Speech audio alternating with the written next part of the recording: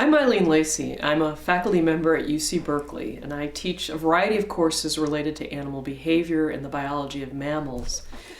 All of those classes I bring to Hastings at least once a semester to give the students some field experience. I'm a field biologist at heart. That's why I got into biology. And so in addition to giving them the intellectual, the conceptual framework for these subjects, I really want them to get outside and see some of what I see and why I enjoy doing this so much.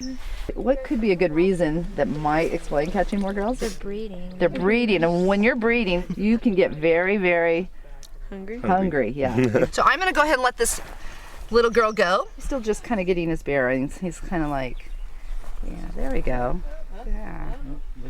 Whoa. Very kindly, Eric Walters, who's a full-time postdoctoral researcher here at Hastings, he studies the acorn woodpeckers. He set up mist nets so he could capture some birds.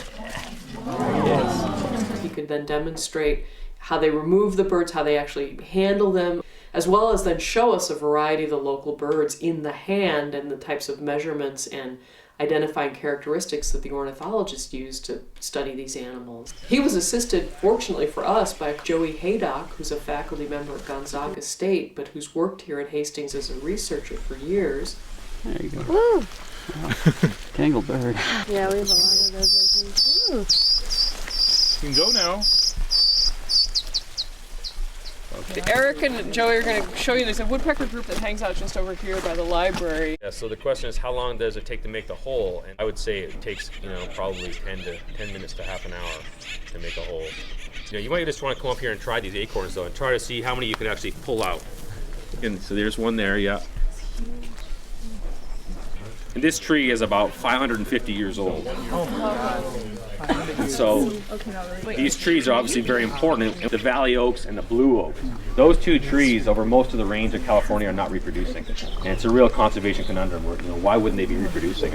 And obviously that has very important implications for birds like acorn woodpeckers, because if these trees are going to fall down, there's nothing to replace them. And so eventually we're going to get to a bottleneck where Hastings built a very nice classroom, and for us it's just the core area for launching or organizing or initiating the educational activities that we engage in. So for an animal like that, telemetry is essential, because otherwise there's very little we could see or very little we could do to follow individuals. Team Blue. Team Blue. You start on waypoint 176 and your last one will be waypoint 190.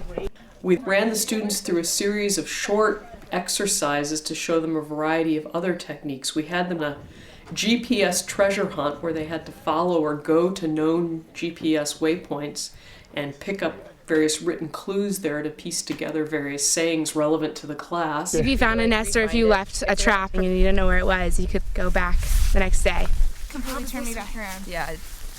Did not turn This way? Whatever they do, whether they go on to be professional biologists in this type of biology or whether they do something entirely different, I think all of them realize, or all of the ones certainly who speak to me later about this trip tell me that this was an amazing experience and really made a difference in their undergraduate education and understanding of biology.